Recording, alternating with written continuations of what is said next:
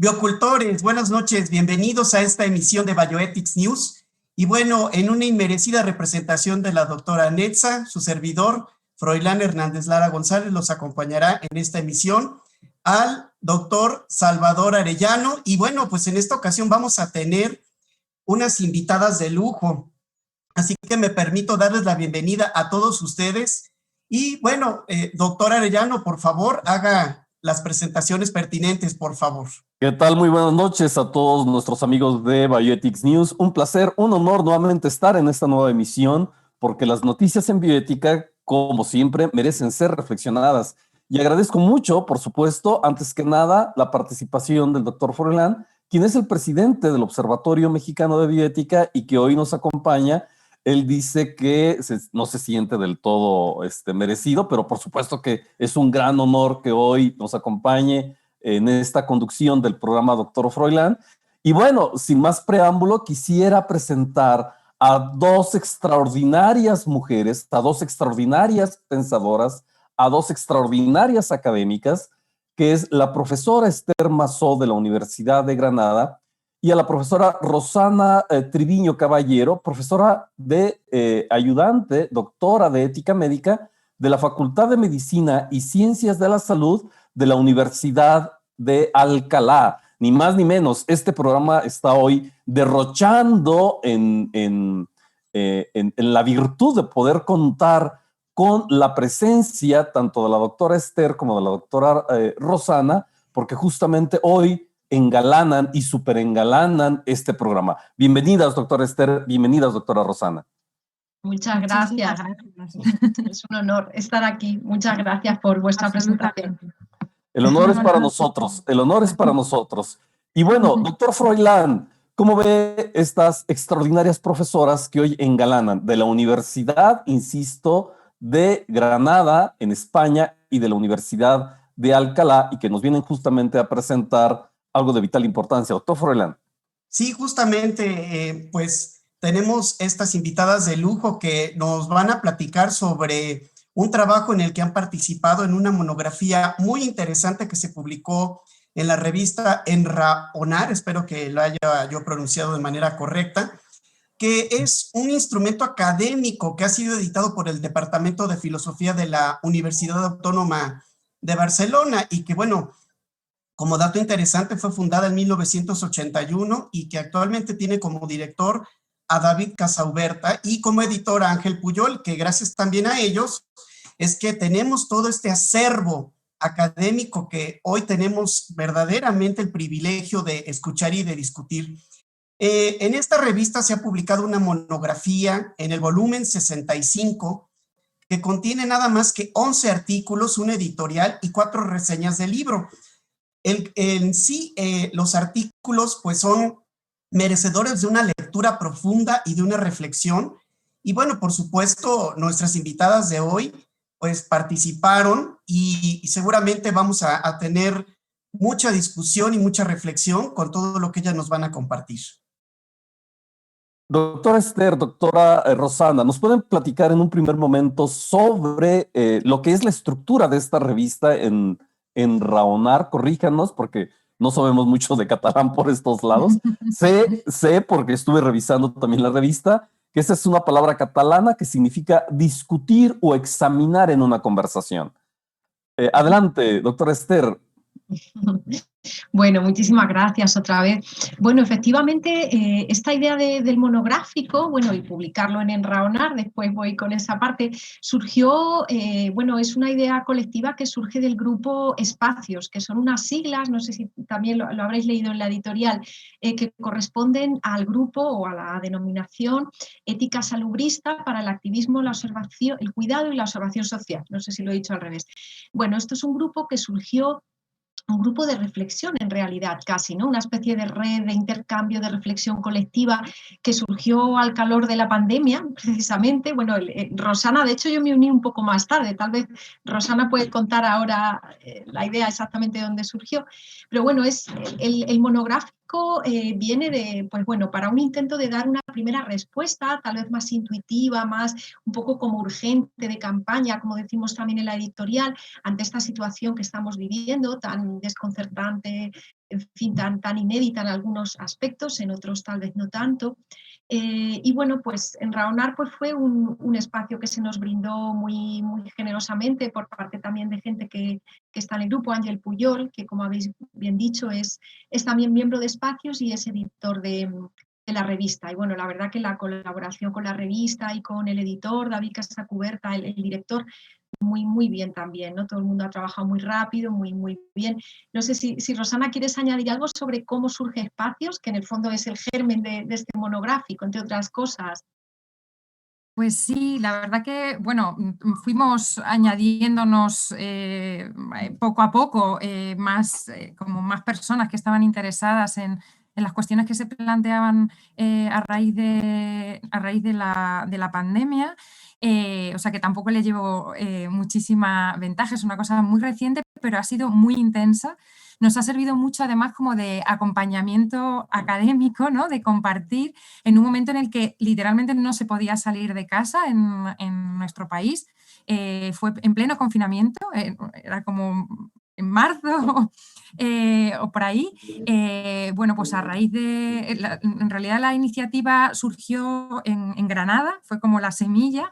David Rodríguez Arias, a quien también conocéis y que ha sido otro de los investigadores que ha participado en Cultivemos Bioética, bueno, pues se puso en contacto, él es como un muy buen nodo de conexiones, se puso en contacto con científicas sociales que trabajan en la Escuela Andaluza de Salud Pública, con personal médico que trabaja en el entorno, en el sistema andaluz de salud también, tanto en urgencias como en atención primaria.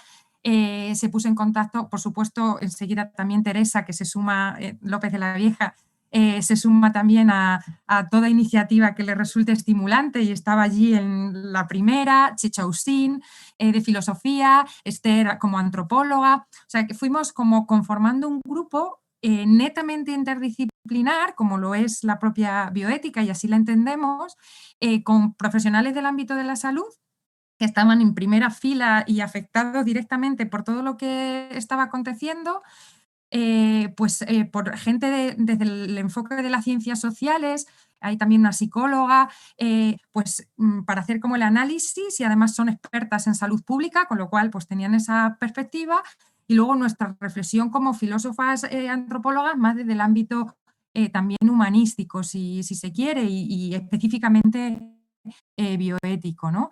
Entonces, a raíz de ahí empezamos como que estábamos todos como deseosos, ¿no? de poder hacer alguna aportación, de compartir nuestras inquietudes. Iban sucediendo las cosas, por eso decía también, Esther, me parece como muy acertada esa presentación en el monográfico de la idea de campaña, ¿no? Porque era como aquí se ha desencadenado el caos y hay que ir pensando sin distancia apenas, ¿no? O sea, las cosas están pasando y apenas están pasando, hay que pensarlas y ver qué ocurre, ¿no? Yo creo que inicialmente las cosas que más nos preocuparon o de las que más nos ocupamos tenían que ver con la distribución de recursos, cómo íbamos a hacer si no había camas de UCI suficientes, qué criterios se establecen, ¿no? Hubo además mucha polémica en torno a esto que se aborda muy bien en el monográfico. Pero también, y esto no queremos olvidarlo porque la parte como sanitaria estaba muy pendiente de esto, es que no todo es COVID. O era COVID, ni lo es ahora ni lo era entonces. Es decir, la vida sigue por otras partes, ¿no? Hay otras enfermedades diferentes, hay otras necesidades diferentes a las que tiene que atender el sistema. Y en algún momento todo el recurso, toda la atención se volcó tanto hacia los cuidados intensivos, ¿no? Porque era como lo inmediato, que se empezaron a ver como los agujeros de todo lo que nos estaba cuidando, ¿no? Entonces, bueno, pues a raíz de eso, ¿no? Pues fuimos reflexionando con muchos proyectos en paralelo, con inquietudes que de alguna manera ya íbamos teniendo, ¿no? Porque, bueno, pues el ámbito en el que tanto Esther como yo hemos trabajado, pues tiene que ver con los derechos sexuales y reproductivos, en el caso de Esther también ampliados a la infancia y a la lactancia. Entonces eso es, pues ver con nuestro conocimiento previo, nuestro bagaje previo, ver qué estaba ocurriendo con esta alteración de la situación, ¿no? E igualmente con el resto de componentes de la red que que la verdad que es un espacio que ojalá se replicara en muchos lugares, porque es verdaderamente enriquecedor poder estar en diálogo con tantas personas con enfoques distintos. Pues justamente la riqueza de disciplinas que participaron en la publicación de este manuscrito, pues ha hecho enriquecedor la aportación hacia precisamente aspectos de bioética. Ya nos mencionaban ustedes específicamente algunos puntos, pero ¿qué nos pudieran platicar de otros retos éticos que han sido retomados y reflexionados en esta publicación? Porque además, pues, se abarcaron aspectos sobre gestión pública, conflictos de valores, etcétera. ¿Qué más nos pudieran compartir al respecto? Bueno, no sé, Rosana, si quieres comento alguna cosilla o quieres empezar tú, como prefieras. No, Esther es la coordinadora del monográfico y ha sido como también, ha hecho una labor encomiable, y eso también me gustaría que quedara muy de manifiesto, porque es verdad que todo el mundo ha colaborado con mucho entusiasmo, con mucha puntualidad, que no siempre es fácil, ya sabemos, ¿no? En las publicaciones. Pero ella ha sido muy cuidadosa en todo el proceso y ha sido como también un eje vertebrador de cómo organizar los trabajos, y lo tiene como muy, muy presente. Podemos ir complementando, pero yo creo que está muy bien que sea ella la que lo plantee. Bueno, muchas gracias, Rosana. En realidad, de verdad, mi parte fue la más fácil, porque cuando coordinar a un buen equipo es muy fácil. Lo malo es cuando intentas coordinar a gente que no responde, pero con vosotras y vosotros fue maravilloso, y espero que se repita muchas veces. Bueno, no, simplemente en relación a cuestiones que ha apuntado ya Rosana y retomando un poco o intentando responder a lo que plantea el doctor Froilán. Bueno, digamos que lo primero que surgía como el problema más acuciante, ¿no? Como siguiendo la línea que comentaba Rosana, era ese distrés o angustia moral que surgía en los profesionales sanitarios, sobre todo ante la necesidad del racionamiento, ¿no? Ese tener que tomar la decisión suena muy, muy fuerte, pero era así, de a quién dejar morir, ¿no? A quién le damos el respirador y a quién se lo retiramos porque tiene más edad. El criterio, de hecho, de la edad, ¿no? La cuestión que luego llevó a la reflexión sobre la posible gerontofobia de la situación, fue una de las más, como de las más visibles, de las más acuciantes, pero realmente había muchas cuestiones más que iban saliendo ligadas a lo que comentaba Rosana, de todo aquello que no era directamente COVID o coronavirus, pero estaba siendo visible, o todo aquello que estábamos perdiendo en el camino por las medidas para paliar supuestamente un mal mayor, que estábamos viendo que era al revés. No sé si me explico. O sea, como para intentar poner remedio a lo que estaba sucediendo, a la crisis, estábamos causando algunos males mayores.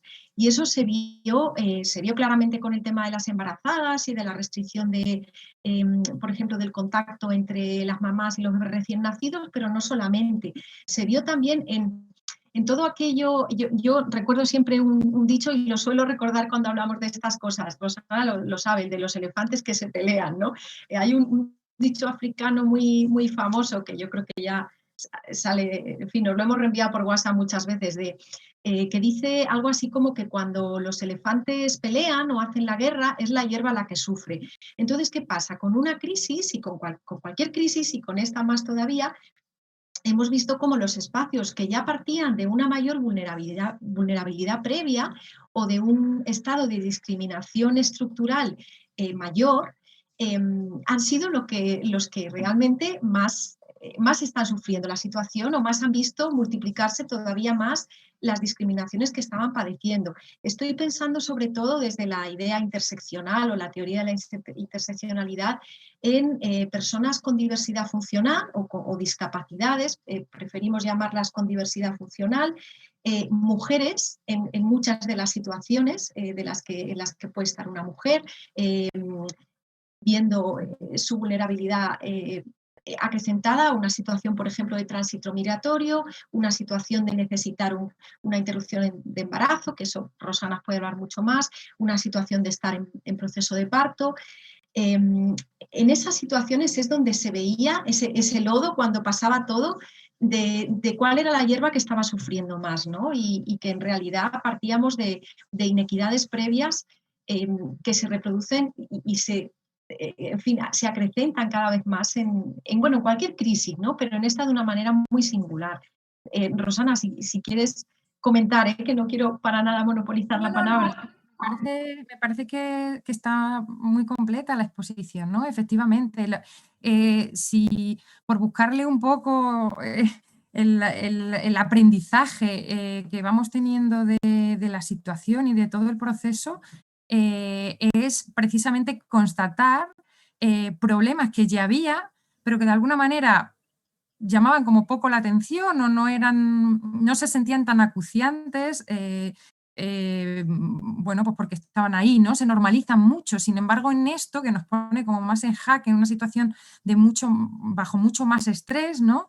Pues claro, se ven los problemas en el sistema sanitario, se ven los problemas de desigualdad socioeconómica, se ven los problemas también de desigualdad a la hora de asumir las tareas de cuidado. Eso ha sido, me parece, una cosa brutal, por lo menos aquí en nuestra sociedad, ¿no? Es decir, cómo pensar a veces quiénes son las personas esenciales, ¿no? Esto del valor social que también se ha tenido como muy en cuenta. ¿Quiénes son los esenciales? Las fuerzas de seguridad del Estado, ¿no? O todos mis respetos para las fuerzas de seguridad y la necesidad de cubrir, ¿no? A esos profesionales que han estado también muy en primera línea, pero hay como una gran parte de población que pertenece, que acaba como oculta, ¿no? Que nunca ha sido muy visible, que ahora se ha visto como imprescindible, ¿no? Y que ha acabado, pues, en el ámbito doméstico asumiendo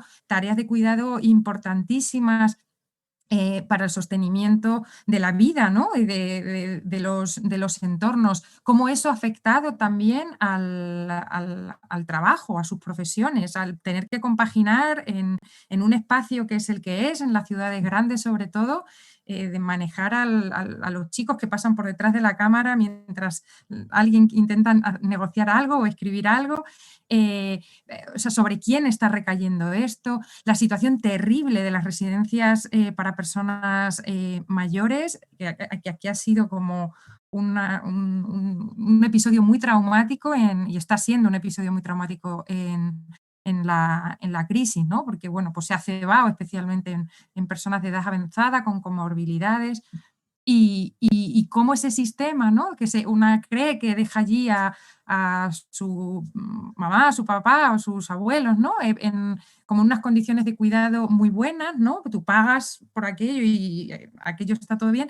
Y cuando se abren las puertas, aquello es terrorífico. O sea, hay una soledad tremenda, hay una incapacidad para poder resolver todos los problemas que han surgido, profesionales absolutamente desbordados físicamente y emocionalmente, viendo cómo se les iban los residentes sin atención, ¿no? O sea, esos procesos de institucionalización que tenemos tan asumidos especialmente pues en sociedades ya autodenominadas desarrolladas, que tienen unas carencias enormes, ¿no? O sea, se ha puesto de manifiesto muchas cosas. El papel de los niños también, ¿no? Que eso ha sido otra. Pues que los niños eran los hipercontagiadores, los niños son los que si se ponen resfriados y estornudan nos van a contagiar a todos, y luego se ha visto que no, que precisamente en este caso no son quienes tienen a lo mejor como un vector, no son vectores tan críticamente virulentos como se pensaba, y a expensas de esa preconcepción, ese prejuicio, pues han estado en condiciones de mucho confinamiento, sin poder acceder a espacios abiertos, ni siquiera para caminar un poco la calle y correr y luego volverse a casa. No sé, es como que se ponen como todos los prejuicios, todas las vulnerabilidades en una situación de tanta presión, se han puesto encima de la mesa, y eso es lo que se ha intentado ir atajando. Hombre, seguramente quedan cosas fuera, enfoques diferentes, pero es lo que se ha intentado, ¿no? Que esas preocupaciones se reflejaran en el monográfico. Híjole, aquí están comentando cosas impresionantes, ¿no? Que no sé si las pudiera yo eh, traducir a 3 aspectos fundamentales, y aquí sí quisiera que ustedes nos pudieran también ayudar a entender y a reflexionar sobre este punto, ¿no? La verdad, la revista que hoy se nos presenta, y que bueno, hago un pequeño paréntesis, esta revista Enraonar aborda temas justamente que van desde la cuestión del cuidado y la justicia en el tiempos de coronavirus, ¿no? Justamente por la profesora Esther Mazó, y existe una serie de artículos que va desde qué significa la guerra contra el coronavirus, la vulnerabilidad y deliberación en tiempos de la epidemia, la emergencia sanitaria, justamente por María Teresa López de la Vieja y David Rodríguez, la ética y protección de datos de la salud, un tema abordado por nuestro buen amigo Checho, ¿no? Todo lo que implica la confidencialidad, el respeto, la relación médico-paciente, bueno, medicamentos esenciales, las patentes, las licencias, y vaya, y aquí saltan 3 elementos principales y aquí me gustaría también escucharlas, ¿no?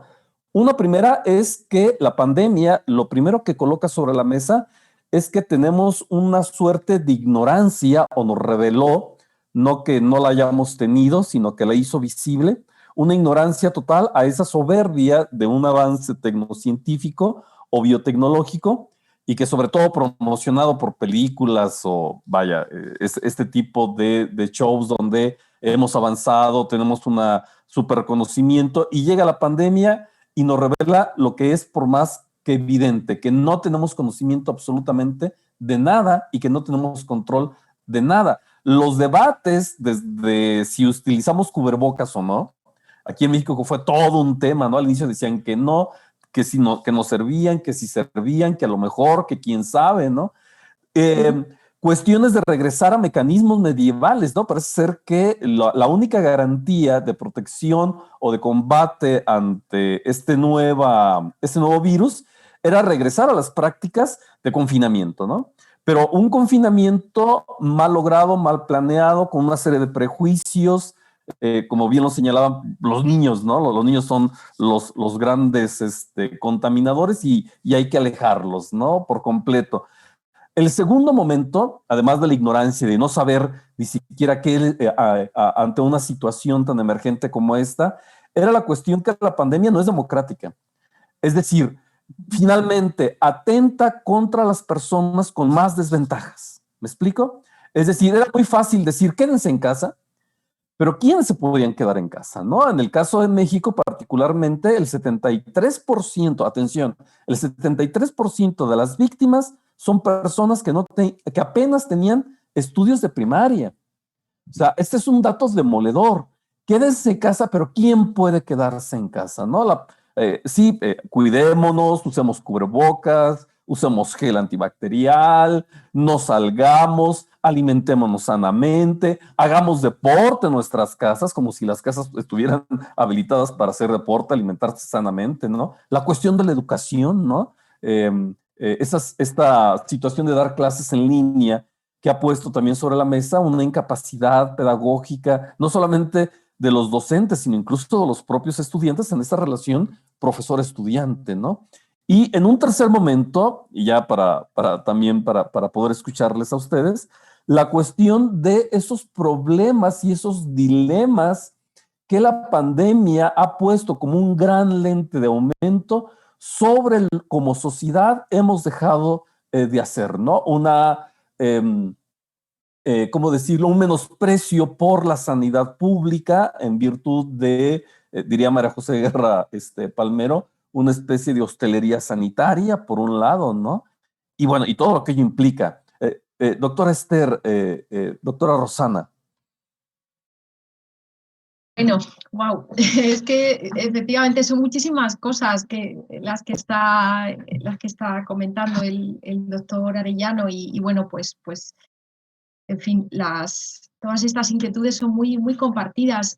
Justo, bueno, Rosana, perdona que toma la palabra, ¿quieres comenzar? No, ve. nos vamos complementando. Si no, o en el momento que tú quieras intervenir por algo que yo comento, por supuesto, no te cortes. Justo lo primero que mencionaba el doctor Arellano sobre la cuestión de la soberbia tan grande que teníamos y tenemos, supongo que seguimos teniendo, ¿no? Decía, creo que era Unamuno, ¿no? Que definió al ser humano como un mono arrogante. Bueno, yo creo que eso sigue vigente. Efectivamente, ha sido muy impactante, entre otras tantas cosas que ha hecho saltar por los aires esta pandemia, eso que nos ha estallado en la cara, ¿no? De, uy, pues si resulta que somos vulnerables, somos muy vulnerables, hasta el punto, esto lo describe muy bien Lidia Feito en su trabajo en el monográfico, hasta el punto de que tuvimos que quedarnos en el hogar, eso que bien mencionaba el doctor Arellano como algo casi medieval, ¿no? Decía, tener que encerrarnos en casa para no morirnos, ¿no? Esto suena así muy fuerte, pero mucha gente lo vivió de esta manera. En muchos casos era así. Es verdad que depende del riesgo que tenga uno, de las comorbilidades que tenga en fin, tantos elementos que entran en juego, pero realmente nos quedamos en casa para no morirnos, entre comillas, unos con más comillas. Esther. Vale, podemos continuar. Muchas gracias. Bueno, la verdad que está siendo un placer muy grande escucharos y bueno, se me ocurren también muchas cosas, ¿no? Que a raíz de oíros, ¿no? Y al hilo de lo que vais comentando. Bueno, por tomar un poco, en fin, el lazo este que nos lanzaba la doctora Netza, efectivamente, yo creo que es fundamental la bioética ante lo que está sucediendo. Entre otros muchos aspectos, se me ocurre ahora, por comenzar con algo, y luego Rosana seguro que tiene mucho más que decir, en el tema de lo que, bueno, de la deliberación pública, ¿no? La cuestión de tratar públicamente los problemas, sobre todo porque uno de los grandes problemas o cuestiones que nos estamos encontrando es la falta de confianza de la población, la falta de confianza en general ante la posible vacuna, ante la crisis de los gobiernos, la gestión gubernamental, la ciencia, la grandísima cantidad de bulos que han surgido, la incapacidad de discernir muchas veces si las noticias que salen sobre la COVID son ciertas o no, hasta qué punto los gobiernos deberían obedecer a los científicos y científicas o no, y a qué científicos, porque aquí ya hay, como bien se decía, escuelas, tendencias. Entonces hay una crisis muy fuerte de confianza. ¿Y qué pasa? Que para salir de este lance, con bien, necesitamos confiar en instituciones, confiar en posibles soluciones, no tener miedo, que es muy mal consejero, y la población está muy atemorizada. Yo hablo, seguro que os pasa a vosotros, a vosotras, con mamás del cole, con vecinos, la gente tiene mucho miedo, tiene miedo de morirse, es que de verdad hay mucho miedo y no se confía. Entonces, no miedo, pero sí necesitamos compromiso social. ¿Y cómo podemos llegar a ese compromiso? Pues a través, entre otras cosas, de los modelos de deliberación, por ejemplo, ¿no? Que se trabajan en bioética. Esto que estamos haciendo es muy grande, ¿no? El poder estar hablándonos, como bien decía, hay personas de latitudes tan diferentes poniendo en común nuestras ideas, nuestras intuiciones, conocimientos, dudas, lo que sea. En fin, que me parece que desde luego la bioética es crucial ante lo que está sucediendo. Y bueno, pues Rosana, contribuye, que además tú trabajas mucho más en este campo que yo en realidad. Bueno, nos hemos juntado, aquí también es todo fruto de este abordaje tan transversal, ¿no? Que nació de la red de espacios. Nos ha hecho también ver el ámbito de la bioética como desde un plano diferente, quizás no tan centrado, por ejemplo, en mi caso, en la relación clínica, sino de una manera muchísimo más amplia, ¿no? Con muchísimo más contexto, porque el contexto es fundamental en bioética y claro, este contexto es muy peculiar. Entonces, en este laboratorio que nos ofrece la COVID y retomando también algunos de los ejes que comentaba el doctor Arellano, ¿no? A propósito de todo lo que no se sabe, ¿no? Es decir, esa paradoja de que en las sociedades del conocimiento, que también nos llamamos como sociedades del conocimiento, de la producción ingente de conocimiento y que todo lo sabemos, pues, a través de los big data, a través del acceso a las redes, enseguida tienes ahí como tal cantidad de información que no se puede ni siquiera procesar porque es abrumadora. Pero junto con eso, y es una cosa muy paradójica y que se está estudiando desde el ámbito de la epistemología y que a mí me parece que tiene una aplicación muy interesante en el ámbito de la bioética, es todo un campo de ignorancia enorme, enorme. No hace mucho hablábamos bueno, a propósito de otras cuestiones, que pensamos siempre como que el mundo lo configuramos con el mapa de los conocimientos y nos olvidamos de que también hay un mapa de la ignorancia. Entonces, juntos estos dos niveles, el mapa del conocimiento y los mapas de la ignorancia, porque en esa ignorancia caben muchos tipos de ignorancia. Ignorancia porque no se quiere saber. Ignorancia porque voluntariamente se oculta información, y esto iba por aquí para enganchar precisamente con la idea de confianza de la que hablaba Esther, es decir, si hay ocultación, si no se nos trata como adultos capaces, personas adultas capaces de entrar en ese proceso de deliberación, de reflexionar, de tomar críticamente nuestra posición, la confianza se quiebra. Porque hay una ocultación y hay una sospecha de ocultación, ¿no? Se trata a la gente como si no supiera, como si no... Y muchas veces no hace falta saber tanto, tener un conocimiento específico, simplemente es el criterio de racionalidad que de alguna manera es absolutamente transversal y está presente en la gran mayoría de las personas, ¿no? Entonces, justamente es verdad esa paradoja de tenemos mucho conocimiento, pero sabemos muy poco. Y esto también lo está poniendo mucho de manifiesto. Y se sabe muy poco, pero no solamente a nivel científico de cómo se comporta el virus o el sistema inmune, no, es que hay mucho desconocimiento también de el por qué se toman unas medidas y no otras, quién está detrás de esas medidas, qué garantías se nos ofrece. Entonces, en todos esos agujeros de conocimiento, en todas esas ignorancias, es como un caldo perfecto para que aparezcan falsedades, ¿no? La famosa fake news y la desconfianza. Y con eso es que nos cargamos el tejido social, pero de plano, ¿no? Entonces, es como que de alguna manera también la bioética ha de implicarse en ese desvelamiento de lo no conocido y saber por qué no se conoce, ¿no? Y ser más humildes también epistémicamente, es decir, no todo lo podemos, no todo lo sabemos, entonces nos colocamos en una posición de aprendizaje continuo, que también es algo que está muy presente en el desarrollo de la bioética, ¿no? Cómo se va aprendiendo de lo que conocemos, hacia dónde vamos, qué es lo que queremos como sociedad, qué queremos como... Eso exige posiciones de reflexión que desde luego en este contexto son tremendamente ricas, ¿no? Pues Doctor Furlan. sí, gracias, doctor.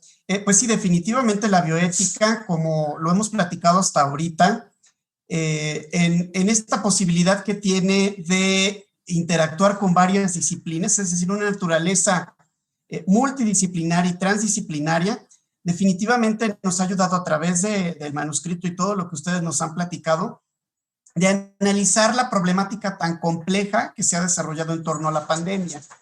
Y aunque los artículos, cuando uno los lee y lo que hemos escuchado de su plática, nos ha dado algunas ayudas, nos ha dado algunos tips, a mí me gustaría que nos dijeran que en un terreno un poco más práctico, ya que nos están escuchando los biocultores, ¿qué hace la bioética en torno a todo este análisis? ¿Qué propuestas da la bioética, ya que se analizó toda la problemática, para intentar ir resolviendo poco a poco algunas de todas las situaciones que estamos viviendo el día de hoy? Bueno, perdona, ¿quieres empezar, Rosana? Adelante. Empieza, Esther. Ay, perdón, es que, bueno, No. Vale, comento algunas ideas y bueno, por supuesto luego Rosana lo mejora todo. No. Mirad, yo creo que bueno, va un poco por la línea justo de lo que estábamos comentando, ¿no? Además me gusta que hayas sacado esto de la ignorancia en relación, y el enfoque epistemológico también, porque me venía todo el rato a la cabeza el concepto muy de moda, y creo que oportunamente de moda, de injusticia epistémica, que seguramente lo conozcáis. Bueno, sabéis que fue acuñado por Miranda Fricker hace 2017, creo, ¿no? Si publicó su libro muy, muy reciente en realidad, y es un concepto pues, que ha tenido mucha fortuna porque realmente es intuitivo y tiene mucha aplicación en muchos aspectos. La idea sería tratar de no incurrir precisamente en esa injusticia epistémica, tampoco con esto, o de paliarla lo más posible, pues intentando atraer en esos procesos deliberativos a la mayor cantidad posible de gente. Como bien dice Rosana, además no se trata de tener necesariamente muchísimos conocimientos científicos, aunque bueno, tener una cierta noción en concreto sobre lo que estamos tratando sí es importante, sobre todo para no caer en ciertos bulos, pero se trata más eso, ¿no? de interlocutar, o no sé si existe ese término, hacer interlocución con el sentido común de las personas de diferente edad, de diferente sexo, género, de diferente etnia, migrantes, no migrantes, personas con diversidades funcionales, que son quienes pueden hablar de las necesidades que tienen al respecto de lo que se está viviendo.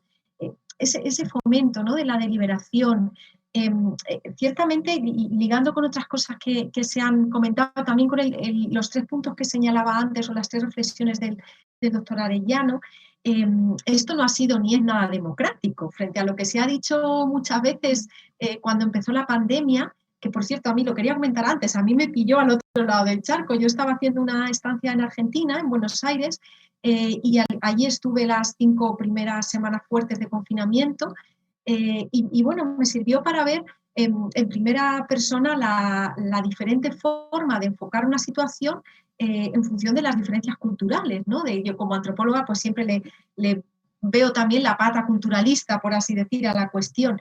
Y bueno, como también podríamos traer a colación las diferencias, sobre todo en sociedades, en Corea, ¿no?, en sociedades orientales ha sido mucho más fuerte esa diferencia.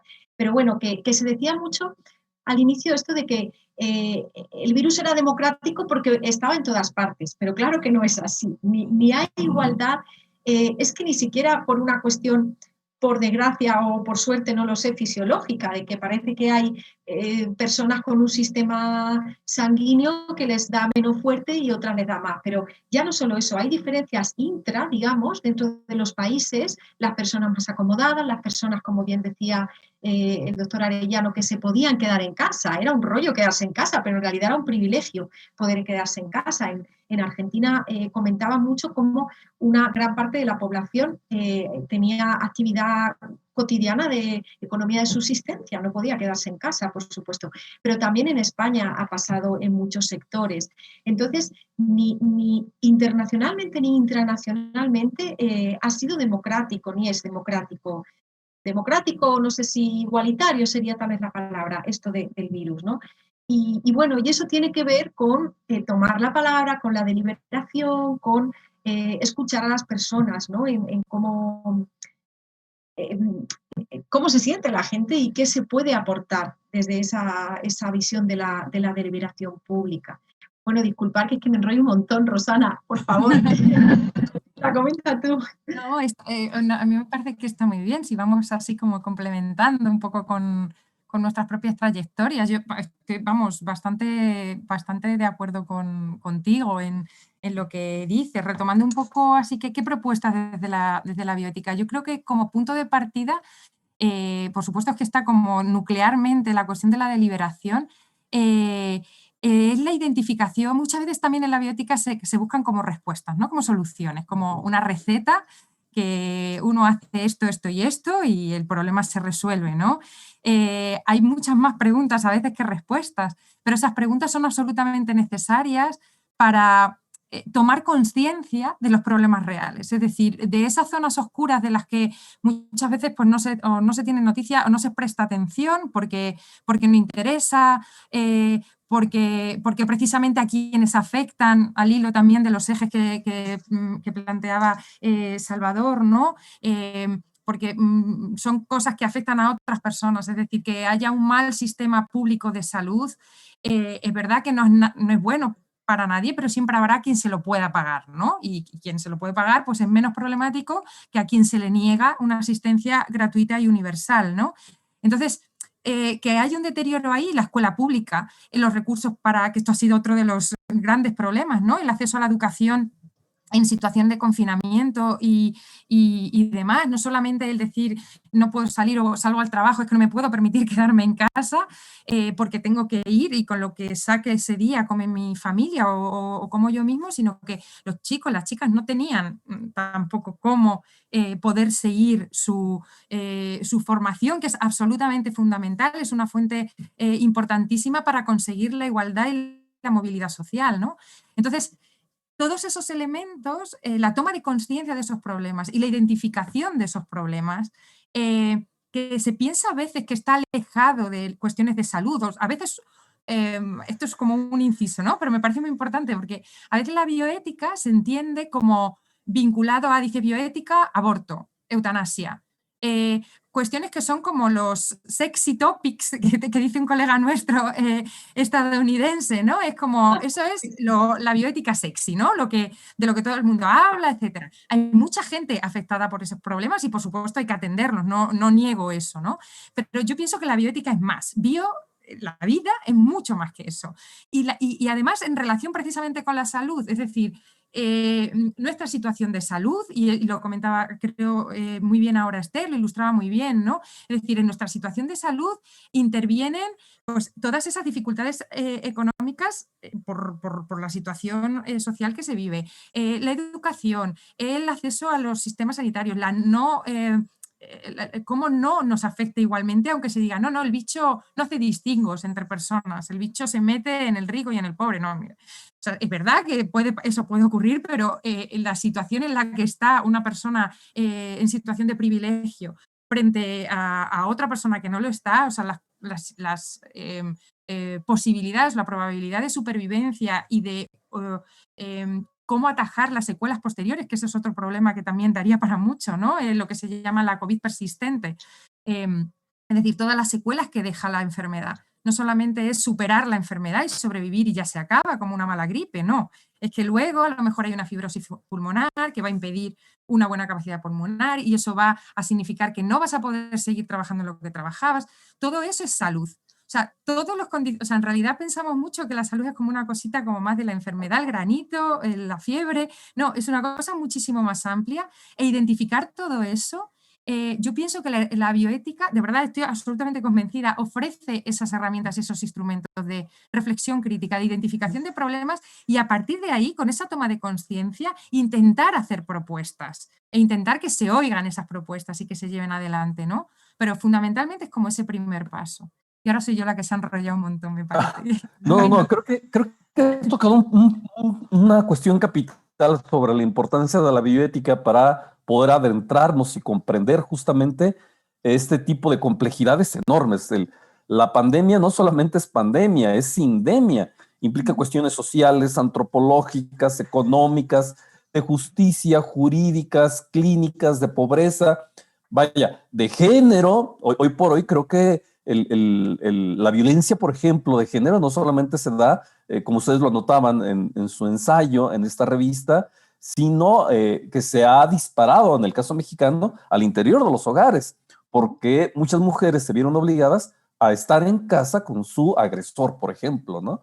Entonces, el hecho que la bioética tenga este sentido crítico, y bueno, tampoco, y aquí quiero hacer un pequeño paréntesis, si ustedes me lo permiten, la crítica requiere de formación, la crítica requiere de cultura, de estudio. La crítica no es algo que se nos da de manera natural, ni es algo espiritual, sino es trabajo del uso de la razón.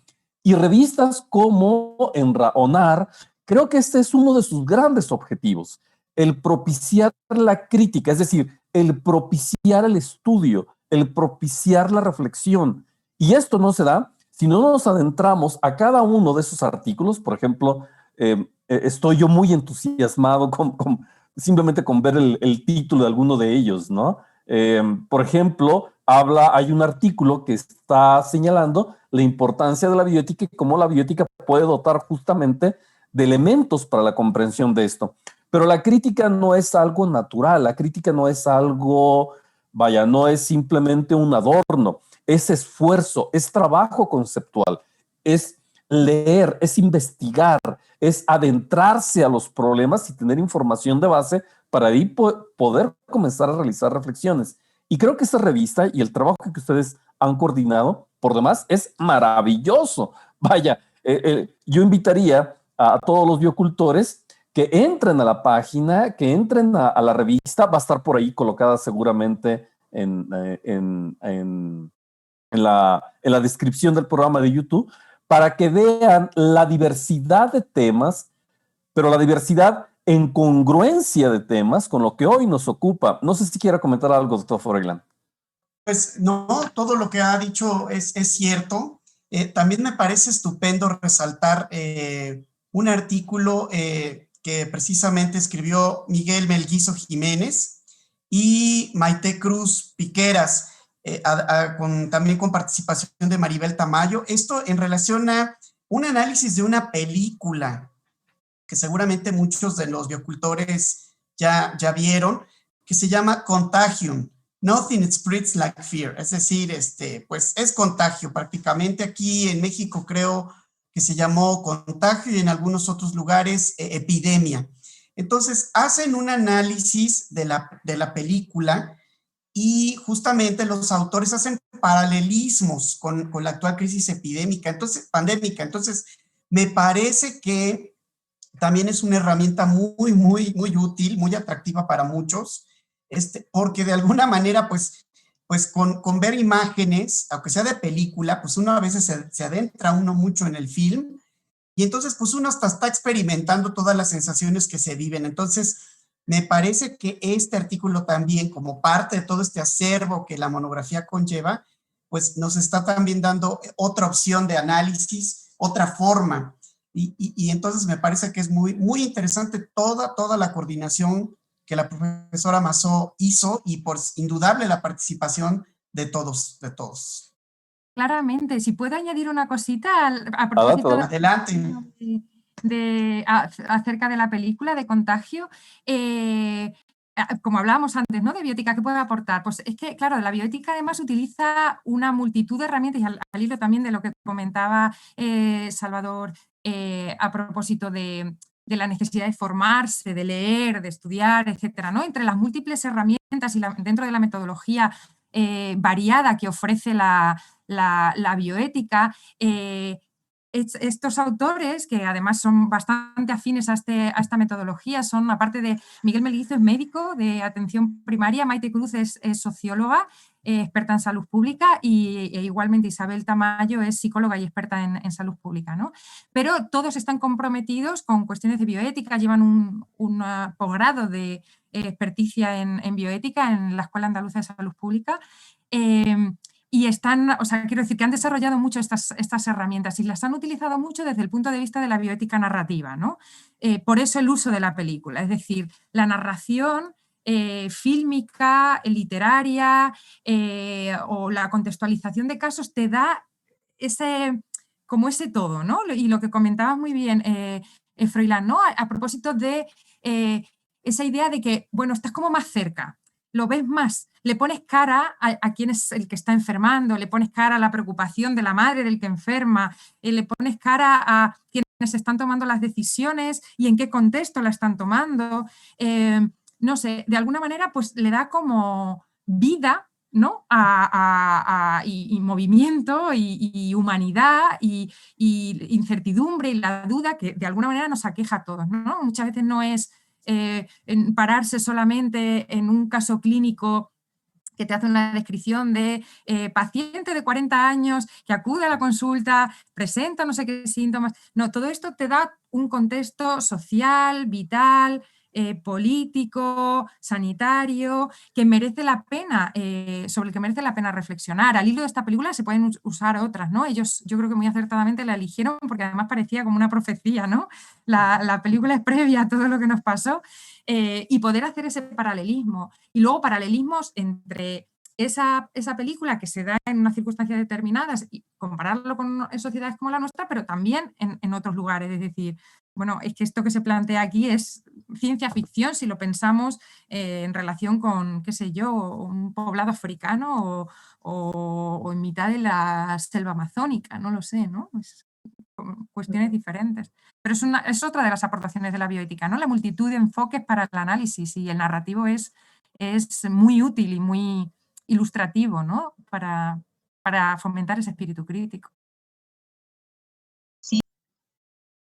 Bueno, no, si era simplemente un pequeño apunte a todo lo que bien estaba comentando Rosana, simplemente que yo pienso también, y el artículo lo ilustra muy bien, que el cine y la literatura siempre nos ayudan a entender las cosas mucho mejor. Bueno, si son buenas las obras, por supuesto, y yo esto lo cuento mucho en clase, ¿no? A veces recomiendo ciertas novelas para entender conceptos filosóficos que se entienden mucho mejor contados literariamente, pero concretamente con la COVID, aparte del artículo de los compañeros en el monográfico, he leído reflexiones hechas, por ejemplo, con la obra clásica de Albert Camus, La peste, y también, bueno, sobre un autor que a mí me encanta, que es José Saramago, su famosísimo ensayo sobre la ceguera, creo que es este, ¿no? El ensayo sobre la ceguera, así que es una epidemia también. Es tremendo, ¿no? Cómo refleja esa obra que es atroz, de verdad, lo mejor y lo peor que sucede, y bueno, pues salvando las distancias con lo que ha sucedido, pero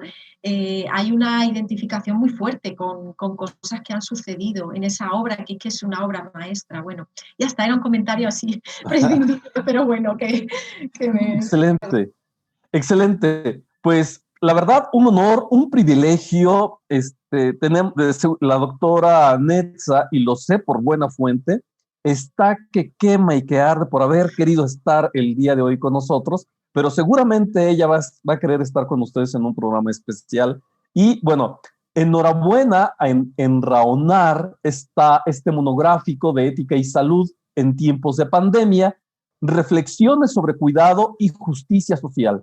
El número completo está lleno de una variedad y una riqueza enorme, con un gran sustento académico, crítico desde la bioética, y no me resta más que agradecerles el estar aquí, el habernos presentado este número, y bueno, nos estaremos viendo. México está también en una situación crítica, al igual que el resto del mundo, pero esto es un privilegio, el hecho que hayan estado ustedes con nosotros para tocar este y otros temas. Pero bueno, doctor Froilán, nos vamos despidiendo, porque por supuesto las noticias en bioética, como hoy, merecen ser reflexionadas, doctor Froilán. Así es, doctor Arellano, pues un placer recibirlos a nuestras invitadas, y gracias otra vez por el honor de participar en esta ocasión con ustedes. No extrañen mucho a la doctora Netza, seguramente va a regresar y con más fuerza, así que por favor estemos todos atentos. Y bueno, pues no me queda más que agradecerles también a todos ustedes que nos escucharon en la transmisión de este Bioethics News. Y pues, por favor, los esperamos el próximo lunes en la siguiente emisión. Y acuérdense, por favor, que por el bienestar de todos, cultivemos bioética. Cultivemos bioética. Cultivemos bioética. Cultivemos bioética.